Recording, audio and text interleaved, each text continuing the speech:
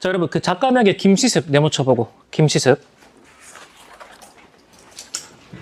자, 생육신이라고 적어봅시다. 생육신.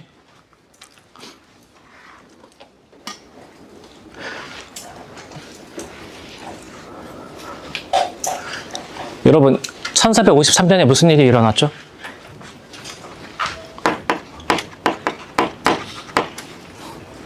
너무 뜬금없나? 여러분, 십간. 어떻게 시작하죠? 갑. 그 다음에 을, 병, 정, 무, 기, 경, 신, 임. 이렇게 맞습니까? 라떼는 말이죠. 미안합니다. 라떼는 그 국사가 한국사가 아니라 이름이 국사였는데 서울대 필수 과목이었습니다. 전체 필수 과목이 아니고. 그래서 한국사를 선택하는 사람은 두 부류밖에 없죠. 역사 오타쿠. 그다음에 서울대 가고 싶은 문과. 그러니까 시험이 졸라 어려워. 그러니까 연도 진짜 세세한 거 다 외웠는데 이반은 국정교과서 있을 때인데 거의 달달 외웠던 기억이 납니다. 유적재 같은 것도 역사부도 펴가면서 지도상에 위치하고 그다음에 교과서 표현 같은 거 다 외웠어. 다. 아무튼 간에. 근데 연도 외울 때 팁 중에 하나 있는데 사건 이름에 갑자가 들어가면 연도가 4로 끝납니다. 다음에 4, 5, 6, 7, 8, 9, 0, 1, 2, 3이니까 얘는 3으로 끝나죠? 사건 이름에 개자가 들어가겠죠. 그래서 개유정난입니다. 개유정난. 알겠죠? 그 조선 왕 괴보가 어떻게 되죠? 맨 처음에. 태조 이성계 맞습니까? 그 다음에 정종, 그 다음에 우리 킬방원, 정한대군 다섯째 아들이죠. 그리고 셋째 아들인 세종, 다음에 문종, 그리고 단종인데 그 다음에 또 세조 아냐. 이 세조가 사실은 단종의 아들이 아니죠. 그쵸? 이 문종의 동생이죠. 수양대군. 그래서 수양대군이 세조가 된 거지. 자기 조카 자리 뺏은 거죠. 그래서 그에 반발한 집단 중에 하나가 바로 생육신이 되겠습니다. 그리고 세조가 권력을 찬탈할 때 일으켰던 사건이 바로 개유정난이죠. 혹시 여러분 그 한국 영화 역대 등장신 중에 하나 수양대군 납시오 이거 본 적 없어? 이정재 걸어오는 거? 그게 배경이 이거죠. 영화 관상 되게 재밌습니다. 한번 보기 바랍니다. 수능 끝나고. 자, 앞에 봅시다. 1453년 조선 단종 원년에 벌어진 사건이 바로 개유정난이다. 당시 단종은 어린 나이에 왕위에 올라 권력이 약했고 김종서와 황보인 같은 대신들이 그를 보좌하고 있었다. 그래서 문종이 승가하실 때 유언을 남겼다 그래서 고명대신이라고 합니다. 하지만 세종의 둘째 아들 수양대군은 권력을 장악하기 위해 정변을 일으켰다. 수양대군은 김종서를 비롯한 단종 측근 세력을 제거하며 그래서 영화 관상에서는 김종서가 이 배우 백윤식으로 나오죠. 철퇴 맞고 죽습니다. 전국의 주도권을 손에 넣었고 결국 단종을 폐위시킨 뒤 스스로 왕위에 올라 세조가 되었다. 그래서 어린 단종은 강원도 영월로 유배되었다가 끝내 사약 먹고 죽습니다. 뭐 썰에 따르면 교수형에 처해졌다 이런 썰이 있기도 한데 아무튼 이 과정에서 충조를 지키려 했던 신하들이 두 부류로 나뉘었는데 단종 보기를 실제로 시도하다가 처형당한 성삼문, 박팽년 등의 무리를 사람들은 사육신이라고 얘기를 했습니다.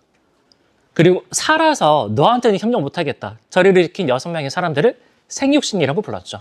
여기서 이 작가 김시습은 생육신 중에 한 사람이 되겠습니다. 그래서 작품 속에 어떤 내용이 등장하냐면 이 내용이 등장해. 세조에 대한 비판이 등장합니다. 알겠죠? 그래서 살펴보는 겁니다. 세조에 대한 비판.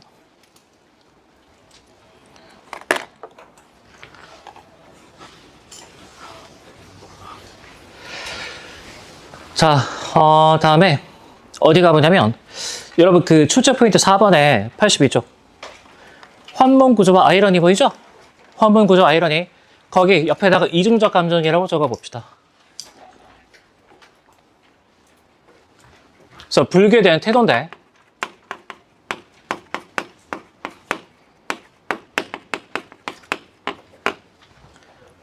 여러분 예컨대 시원섭섭하다 있죠? 이거 긍정이야 부정이야? 둘 다 있죠. 근데 보통 이게 문학 내신 공부할 때 여러분이 학교에서 이런 거 많이 배웠거든.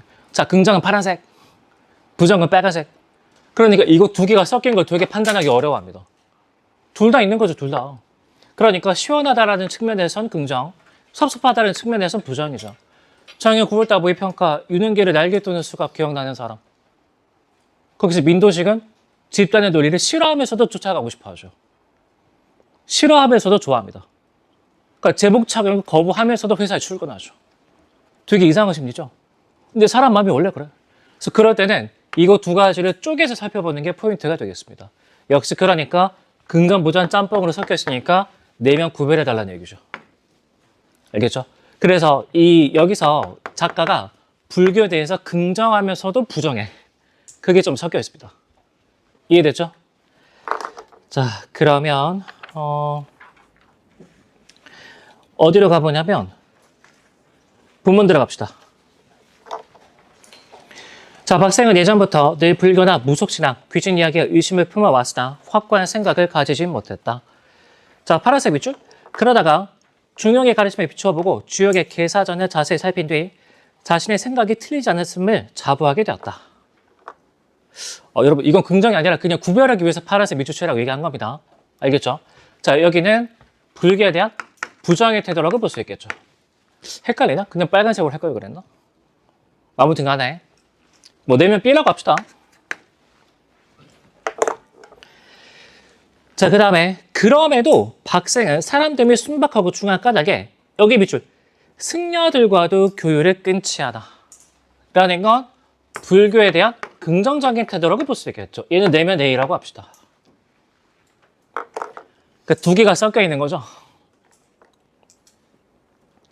자, 그 다음 달랑. 하루는 박생이 승려에게 천당과 지옥에 관한 이야기를 듣고 다시 의심스러운 마음이 들어 말했다.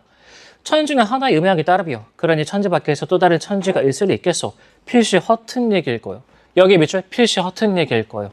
불교에 대한 비판적인 관점이라고 볼 수 있겠죠. 됐습니까? 괜히 헷갈리네.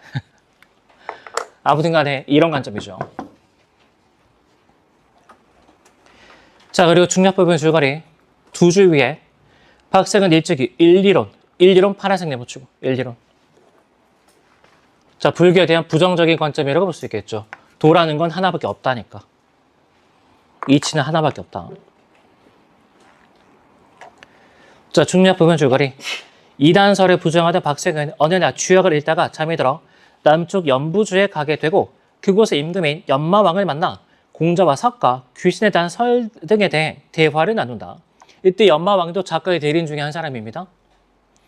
박생이 천당과 지옥이 있는지 물으며 죽은 사람의 천도를 위한 죄에 대해 말하자 연마왕은 거짓되고 망령된 일이라며 놀란다. 자, 왼쪽 단의 밑에서 세 번째 줄. 여기 파란색 밑줄. 부처에게 제를 올리고 시왕에게 제사를 지내는 일 같은 것은 더욱 말도 안 되는 얘기요. 불교를 부정하는 관점이라고 볼 수 있겠죠.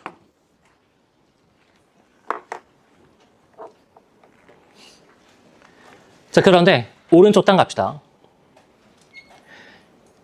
오른쪽 단에서 중략 부분 줄거리 위치에 있는 구절 있죠. 내가 죽으면 귀신이 되어서라도 도적을 모두 죽이리라. 그 밑에 죽어서도 내 소원이 다 이루어지지 않았고. 찾았습니까? 그 부분. 충성스러운 마음도 사라지지 않았기에 이런 흉악한 땅에서 임금 노릇을 하게 된 것이요. 연마왕이 왜 지옥에서 임금 노릇을 하게 됐는지 이유를 설명해 주고 있는데 지금 이 땅에 살며 나를 우러르는 자들은 밑줄 전생에. 여러분 잘 생각해봐. 전생과 현생, 내생을 인정하는 걸 무슨 사상이라고 얘기하죠? 윤회라고 얘기하죠. 어디에 근거를 두고 있지? 불교. 근데 연마왕은 불교에 대해서 비판적인 입장이죠. 근데 누구의 숭배를 받고 있죠? 불교적인 사상의 근거에서 숭배를 받고 있죠. 그러니까 아이러니인 거지. 이해됐나? 그래서 이 부분은 불교 사상에 대한 긍정적인 관점이 배어 있다고 볼 수 있겠습니다. 됐죠? 자, 뒷페이지 갑시다. 82쪽. 자, 두 번째 줄. 여기 밑줄. 덕 있는 자는 힘으로 군주의 자리에 나아가지 않소.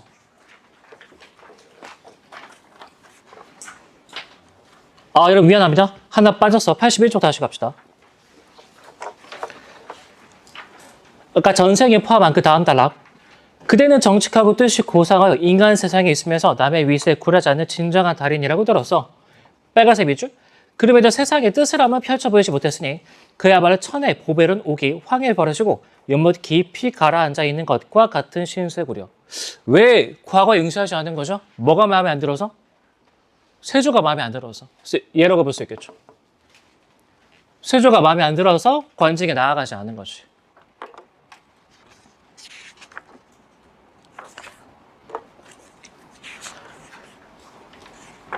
자, 뒷페이지 갑시다. 82쪽. 두 번째 줄. 쭉 빨간색 밑줄. 덕 있는 자는 힘으로 군주의 자리에 나아가지 않소. 근데 힘으로 군주의 자리에 나아간 사람이 있죠. 누구죠? 세조. 그래서 이 부분도 세조에 대한 비판이 되겠습니다.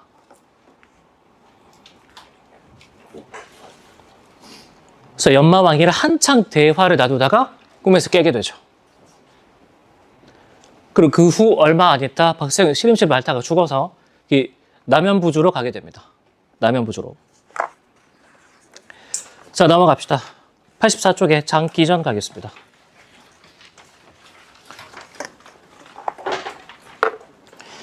자, 얘는 별표 2개.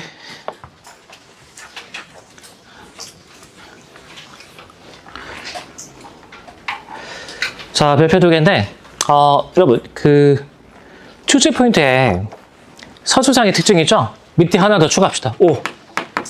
말하기 방식.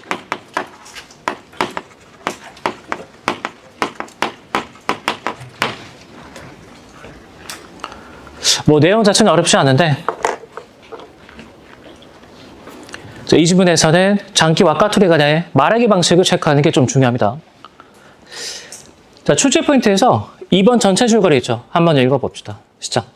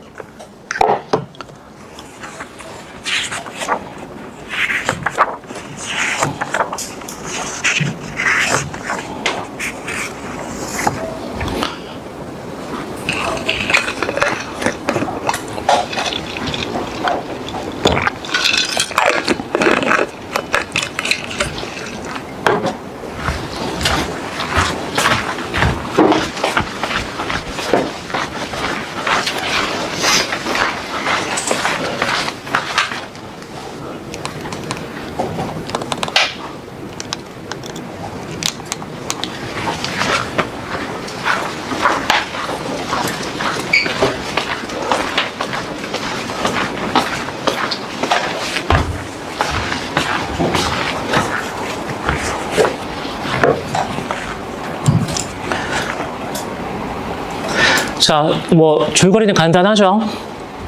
자, 본문 가겠습니다. 자, 84쪽에 왼쪽 단 3문단 갑시다.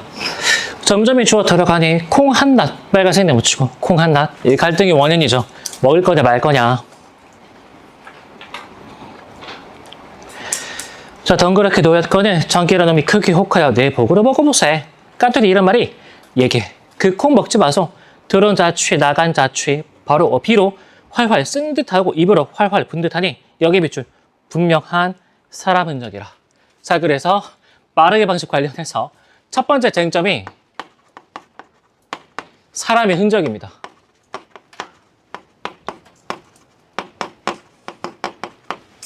사람의 흔적. 장기라는 이런 말이 빨간색 밑줄. 너의 말이 미련하다. 와이프 의견 개무시하고 있죠. 그래서 권위적인 태도 확인할 수 있죠. 두 줄 밑에 인적도 보이지 않도다. 보이죠? 그러니까 까투리는 사람 흔적이 있다.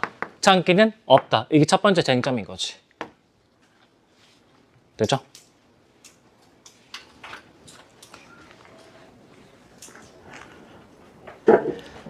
자, 그 다음 단락 갑시다. 까투리 이런 말이 그 꿈이야 좋거니와 내 꿈으로 볼작심이야 모두 흉몽 아닌 것이 없었노라.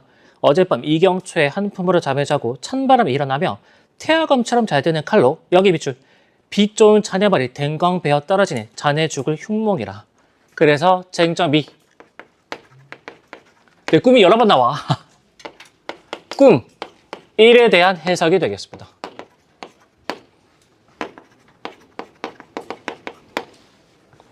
꿈 1에 대한 해석. 자, 그런데 장기라는 놈 이런 말이 그 꿈 좋다. 해몽을 해보자. 춘당대 알선과의 문무방에 이름이 올라 개수나무로 만든 어사화를 머리에 꽂고 춘풍기 흔들리며 낙수교 위 청도로 여기 비출 입신양명할 꿈이라. 그러니까 꿈 1에 대한 해석이 엇갈리죠. 흉몽이냐 길몽이냐. 자, 아까 둘이 이런 말이 삼경초에 꿈을 꾼, 또 꿈을 꿉니다. 천근들이 무색 가마솥에 여기 비출 자네 머리 덤뻑 씌워 만경 청파가 깊은 연못에 아주 덤뻑 빠졌거늘. 그러니까 쟁점 3. 뭐라고 봐야 돼? 이번에는 꿈? 이에 대한 해석이라고 볼 수 있겠죠. 됐죠? 그 다음에 꿈 3에 대한 해석 또 쟁점으로 이어지게 됩니다. 그러니까 이런 식이라고. 그 문제 어떻게 나올 수 있느냐? 이 대사 부분에 쭉 A, B, C, D 밑줄 쳐놓고 사실은 얘에 대한 해석인데 여기라고 잘못 선지를 두는 거죠. 이런 식으로 나올 가능성이 좀 있죠. 알겠죠? 뭐와 관련해서 다투고 있느냐. 됐습니까? 이 정도 조심해 주면 되겠습니다. 이 정도. 자, 중략 뒤로 갑시다. 까투리 할 말 없어. 경황 없이 물러가니 여기 빨간색 밑줄 장기란 놈 거동보소. 자, 밑에 적어봅시다. 판소리 사설책. 독자에게 말 걸기죠. 또는 사술자의 개입이라고 봐도 되죠.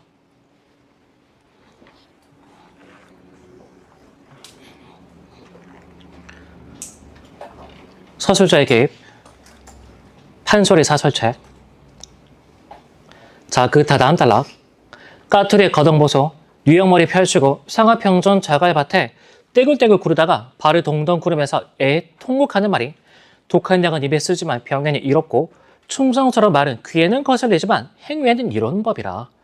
내가 한 말 들었으면 저런 변은 당할 쏜가. 빨간색 밑줄.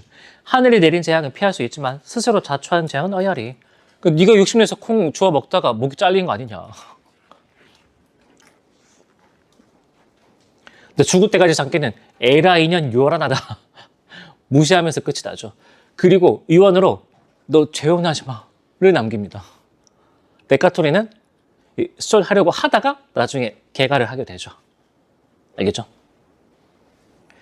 그래서 출제 포인트 1번 가보면 주제, 남전 여비 사상과 여성의 개가 금지에 대한 비판과 풍자. 그래서 개가 금지에 대한 풍자가 들어온 이유가 뒷부분에 까투리가 개가를 하게 되거든. 됐죠? 이 정도 확인해 주면 되겠습니다. 자, 넘어갑시다. 작자 미상의 주봉전 가겠습니다. 별표 2개.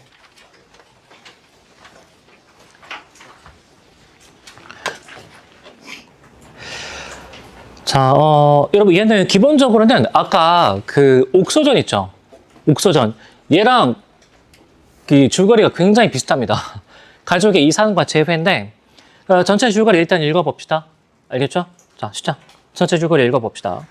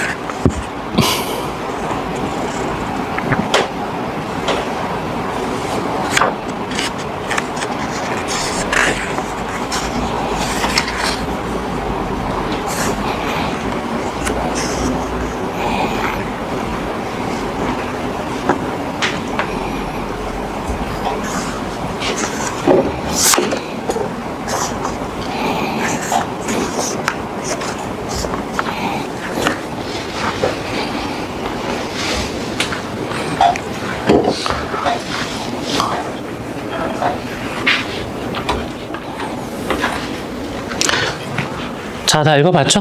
같이 가보겠습니다. 전체 줄거리. 당나라의 대상 주어 등은 만주백관의 시기로 해평도사 임명되자 이를 받아들이지 못하고 자결한다. 해평도사가 도대체 어떤 위시길래? 자, 그의 아들 주봉은 성장하여 과거에 급제하고 황제는 그에게 5가지의 벼슬을 내린다. 어느 날 주봉은 천상계 성가들이 놓고 간 옥저와 탄금을 얻게 되는데 누구도 소리내지 못한 악기를 주봉만이 아름답게 연주하자 황제는 그를 더 총애한다. 이를 시기한 만주백관은 주봉을 해평도사에 임명하도록 황제를 설득하고 주봉은 모친에게 옥저와 탄금을 남기고 해평으로 향한다. 네, 여러분 누구한테 남긴다고? 모친한테 남긴다고. 알겠죠? 모친. 자, 다음에 부임 도중 수적 장취경에 의해 죽을 위기에 처한 주봉은 옥황상제의 도움으로 목숨을 구하고 주봉의 아들 이부인은 10일 옥엽의 기주로 수적에게서 탈출하여 절에서 아들 해선을 출산한다. 그러나 절에서 아기를 키울 수 없게 되자 여기 비줄 해선의 왼쪽 새끼발가락을 끊어 단서를 남기고 좀 징그러워. 발가락 하나 자릅니다. 해선은 우물가에 버린다. 이게 나중에 이제 증표가 되겠죠. 그럼 여러분 여기서 가족 간의 재배 증거물이 2개가 있는 거거든. 첫 번째는 뭐죠? 옥저와 탄금. 두 번째는 뭐죠? 왼쪽 새끼발가락의 흔적이 되겠죠. 자, 다음에 물기는 여인들이 해선을 구조했으나 길을 지나던 장추경이 아기를 빼앗아 자신의 아들로 삼는다. 그러니까 아까 옥소전이랑 줄거리가 되게 비슷하죠. 다음에 여기 밑줄 장해선으로 성장한 해선은 황성에 갔다가 우연히 주봉에 대한 이야기를 듣고 옥저와 탄금을 얻는다.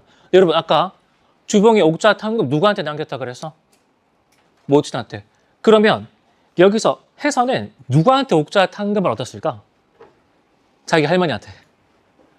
알겠죠? 밑에 적어봅시다. 할머니와의 만남. 할머니와의 만남.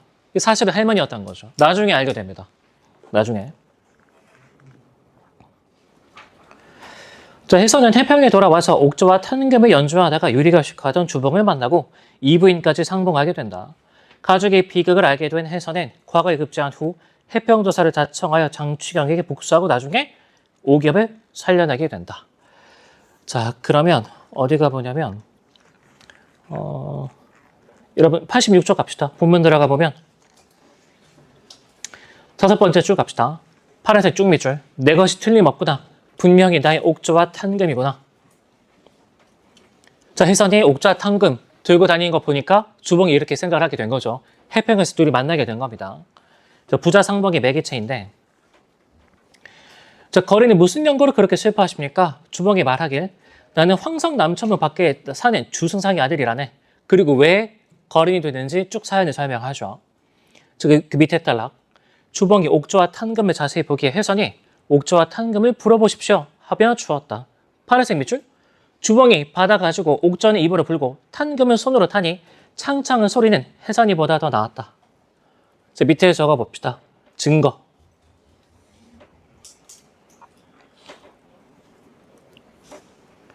자, 거기서 하나, 둘, 셋, 넷, 다섯, 여섯, 일곱, 여덟, 아홉, 10줄 밑으로 내려가면 10줄. 자, 우리 두 사람의 제조가 이러하니 여기 밑줄 영보산 철보암자. 영보산 철보암자. 네, 여러분 조심해야 돼. 그 두 줄 위에 가보면 아직까지 확신은 서지 않는 상태입니다. 알겠죠? 확신은 서지 않는 상태. 근데 영보산 철보암자를 왜 내가 체크하라 그랬냐면 여기서 주봉이 안에 이부인이 절에 있다 그랬죠. 그 절이 철보암자야. 그러니까 여기서 누구도 만나게 되는 걸까? 이부인도 제외하게 되는 거겠죠.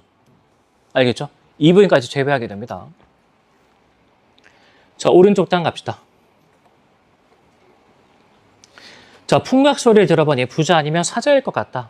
이부인이 이상히 여겨 주람을 걷고 가만히 듣고는 정말 의혹스럽다, 이상하다 하고 대사를 불러 여쭙기를 그 풍악을 부르는 이의 근본을 물어보아 주십시오. 대사가 부인의 부탁대로 찾아가 그들에게 묻길 과객의 성명은 무엇이며 또 어디 계십니까? 한 사람은 황성에 있고 또 한 사람은 해평에 있답니다. 대사가 다시 묻길 조남을 알고자 합니다. 해선이 대답하길 장해선입니다. 제 이 말을 듣고 이 부인이 깊게 생각하길 내 가장과 해선이가 틀림없다. 밑줄. 네, 여러분 조심해야 돼. 이것도 아직까지 뭐가 아니라고? 확신이 없는 상태야. 왜냐면 바로 그 다음 문장 때문에 그렇습니다. 그러나 가장은 내 눈앞에서 물에 빠져 죽었으니 살아오기는 만무하며 생사도 알지 못한다. 그러니까 가서 확인해 보고 싶겠죠. 천지가 감동하여 귀신도 감동하고 일화의 성신도 감동하시어 천지 운기로 살았는가. 그래서 그 두 사람의 거주를 알려고 일단 섭실방으로 들게 하여 접대하였다. 여기 밑줄. 그러고는 버산 두 켤레를 집어가지고 나와.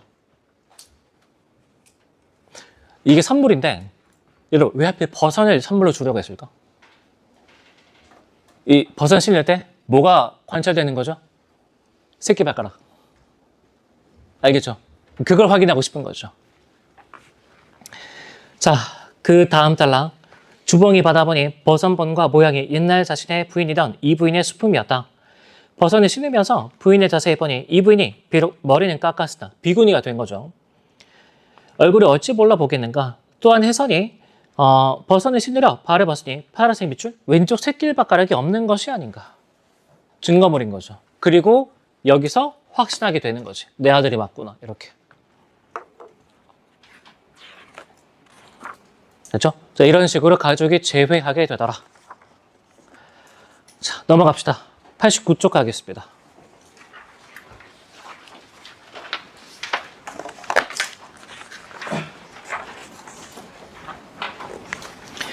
자, 90쪽에 작품의 전체 줄거리 있죠? 읽어봅시다. 시작.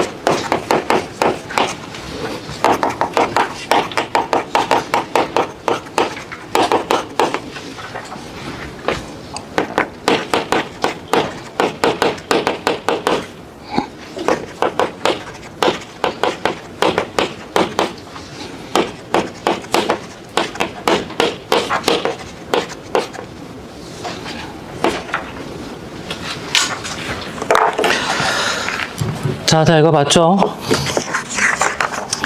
여기서 그 소녀는 초시 성분이 뭐라고? 중인이라고. 심생은 양반이라고. 알겠죠? 신분차가 있다는 걸 알고서 보는 게 필요합니다. 자, 본문 들어갑시다. 심생, 이 새끼 약간 스토커 같아. 그쵸? 자, 파란색 밑줄. 난구는 소강통교에서 만났던 그분 맞죠?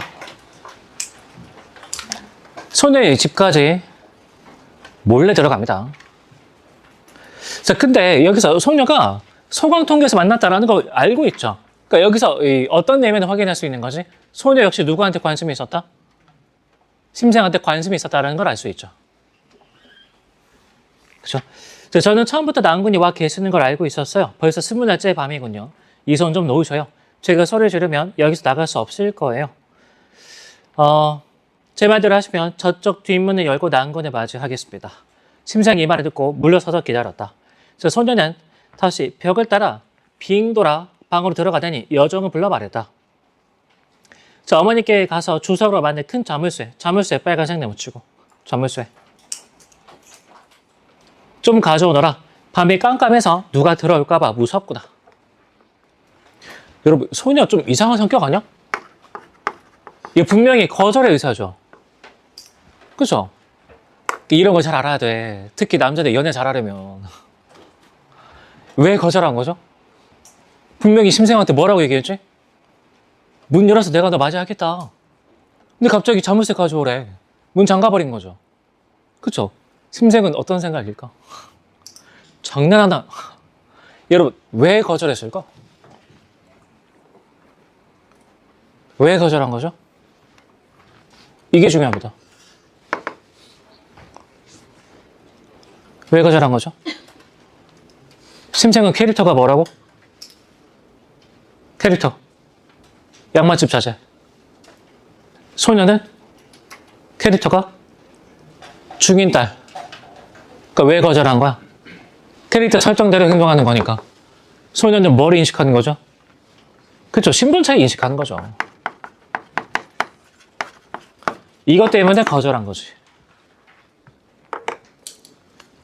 신분 차이 때문에. 자, 여종이 내장으로 가더니 얼마니서 자물쇠를 가지고 왔다. 소녀는 심생과 약속했던 뒷문으로 가 자물쇠를 걸고는 손수 열쇠로 딸가닥 소리를 내며 자물쇠를 채웠다. 그리고는 즉시 방으로 들어가 등불을 불어 껐다. 아무 기척도 내지 않고 빨간색 밑줄 깊이 잠든 채 했지만 실은 잠자지 않고 있었다니까. 여기서 행동을 통해서 내면 확인할 수 있죠. 거절은 했지만 이 소녀 역시 심생을 마음에 들었기 때문에 뭐가 남아있는 거죠? 내적 갈등이 남아있는 거지. 내적 갈등. 그 남자는 천지분간도 못하고 근데 나 너 너무 좋아. 근데 소녀 어디까지 내다보고 있었던 거지? 신분 차이 때문에 고생 좀 많이 할 것 같다. 이미 내다보고 있었던 거죠. 자, 심생은 속은 것이 분하면서도 그나마 얼굴에도 한번 보게 된 것을 다행스럽게 여겼다. 그래서 그 다음 달러까지 가보면 열흘 넘게 또 찾아갑니다. 자, 한밤중이었다. 온 집안이 모두 달게 잠들었고 소녀 또한 등불을 끈 지 오래였다. 그런데 소녀가 갑자기 벌떡 일어나더니 여종에게 불을 켜라 이러고 이렇게 말했다. 너희들 오늘 밤은 내 방에 가서 자거라. 두 여종이 문을 나서자 파란색 밑줄?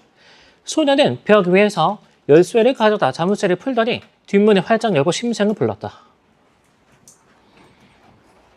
아니 갑자기 이번에는 왜 또 부른 거야? 왜 부른 거죠? 잘생겼으면 처음부터 불러야지.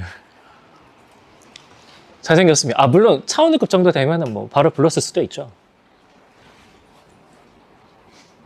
그 뒤에 어떻게 행동했죠? 심생이? 거절의 의사를 밝혔는데도 몇 날 며칠이고 다시 찾아갔지. 그럼 소녀는 무슨 생각을 했을까? 이 정도 열정이라면 뭘 같이 극복해 나갈 수 있겠다? 그쵸, 신분차를 같이 극복해 나갈 수 있겠다. 확신을 얻었던 거죠. 이해됐나? 그러니까 행동이 바뀐 거지. 연애 잘하려면 이런 거 잘 알아야 돼. 갑자기 와이프가 막 화낸단 말이야, 여자친구가. 뭘 잘못했는지 몰라 이런단 말이야. 내가 자주 듣는 얘기입니다. 자, 아무튼 당군 방으로 들어오셔요. 심생은 생각해볼 겨를도 없이 어느새 몸이 먼저 방에 들어와 있었다. 소녀가 다시 문을 잠그고 심생에게 말했다. 잠시만 앉아 계셔요. 파란색 밑줄. 마침내 내당으로 가더니 부모님을 모시고 왔다. 그래서 소녀는 굉장히 어떤 성격이죠? 적극적이고 그 다음에 진취적인 성격이죠.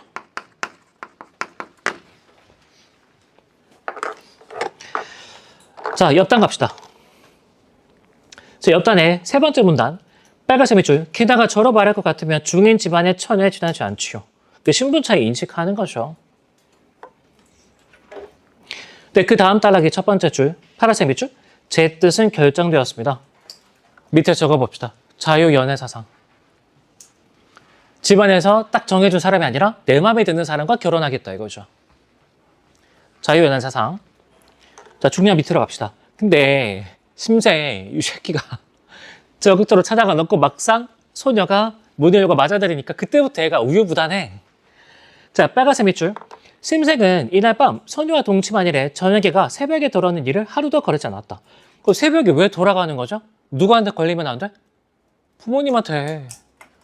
그러니까 막상 그렇게 행동해놓고 이 신분차이를 같이 극복해 나갈 생각이 전혀 없는 거죠. 소녀의 집은 본래 부유해서 심생을 위해 화려한 옷을 많이 장만해 주었다. 그러나 빨간색 밑줄.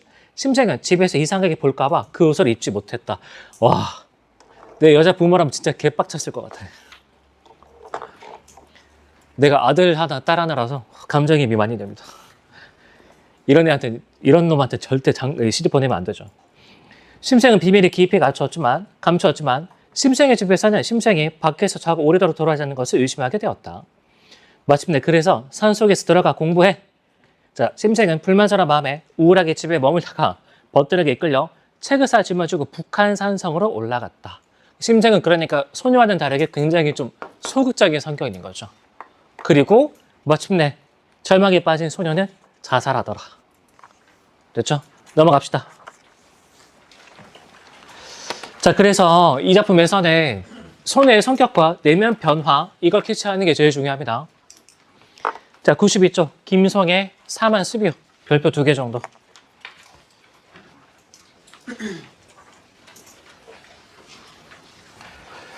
자, 역시 여러분 전체 줄거리 한번 읽어봅시다. 시작.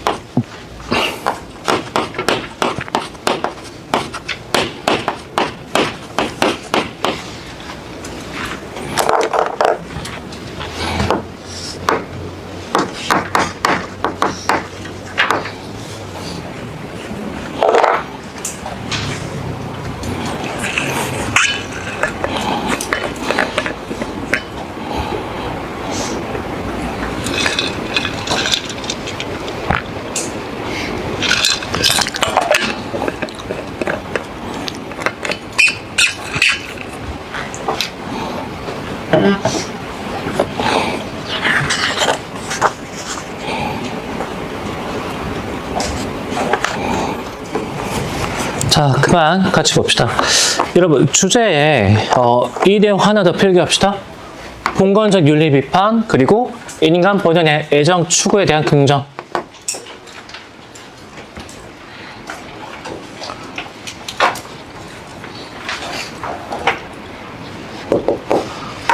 추가로 필기합시다.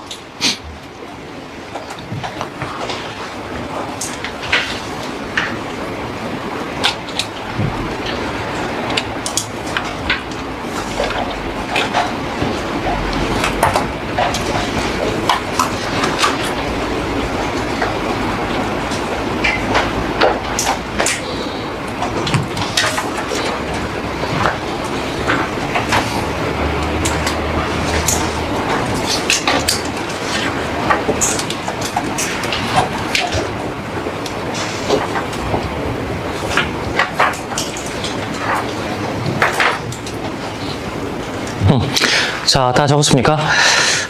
그리고 주제가 보면 죽음을 초월한 남녀 간의 사랑과 밑줄, 상북통일 보이죠? 상북통일. 여기서 이 작품의 주인공이 향랑이 또 공을 세우는 장면이 나옵니다. 알겠죠? 그래서 상북통일 과정에서 향랑이 공을 세우는 장면은 선생님이 뒤쪽 부분에 미수록 부분이 있죠? 거기 추가로 실어놨습니다. 읽어보기 바랍니다. 자, 어디가 보냐면 앞부분 줄거리 갑시다. 92쪽. 자, 앞부분 줄거리. 동쪽 집 자자의 효렴의 아내가 되고자 한 괄호로 묶어보고. 괄호로 묶어보고. 향락은 부모의 뜻에 따라 서쪽 집 자제와 혼인하지만 그러니까 자기 본연의 인간 애정이 묵살당한 거죠. 남편과 신모의 모진 구박을 받고 쫓겨난다. 춘정에 돌아온 향락은 같은 골 조치집과 혼담이 오가자 두 지아벨을 섬길 수 없다며 연못에 투신하고 선녀가 되어 위기에 처한 남편을 살린 후 부부의 도리가 끝났음을 말한다. 이후 옥황 상제에게 이루지 못한 효령과의 혼인을 소원으로 말한 향락은 천상계 회의를 거쳐 인간계에 환생한다. 자, 이때 대각관 김유신은 여러분이 알고 있는 그 김유신 맞습니다. 장수이제 재상으로 국내외 그 이름이 자자하였다. 그래서 천상계에서 성관이 내려와서 김유신한테 네가 홀리를 주관해 명령을 내린 거죠. 알겠죠? 형량이 환상할 테니까 네가 홀리를 주관해라. 그래서 그게 중령 앞부분까지 내용이 되겠습니다. 네, 어디가 보냐면 92쪽에 오른쪽 단에 밑에서 네 번째 줄. 밑에서 네 번째 줄. 자, 또 향락하게 말하였다. 천상계 후토 부인이 향락하게 말을 하게 되는데 여러 해 동안 서로 함께 다니며 정의 날로 친밀해졌다. 이제 헤어지려 함에 더 할 말이 없다. 파란색 밑줄. 나쁜 인연은 이미 다 하였고 복된 인연이 이 내가 이르렀으니 좋은 사위를 얻어 짝지어 주었다. 까지. 그래도 나쁜 인연이 뭐야? 원래 남편이죠. 근데 그걸 나쁜 인연이라고 얘기하고 있으니까 후토 부인은 뭘 인정하지 않는 거지? 이런 걸 인정하지 않는 거죠. 네가 결혼하고 싶은 사람과 결혼했으니 정말 잘 됐다. 이런 뜻이거든. 그러니까 이걸 긍정하고 있다고. 인간 본연의죠. 자, 이 정도 보면 되겠습니다.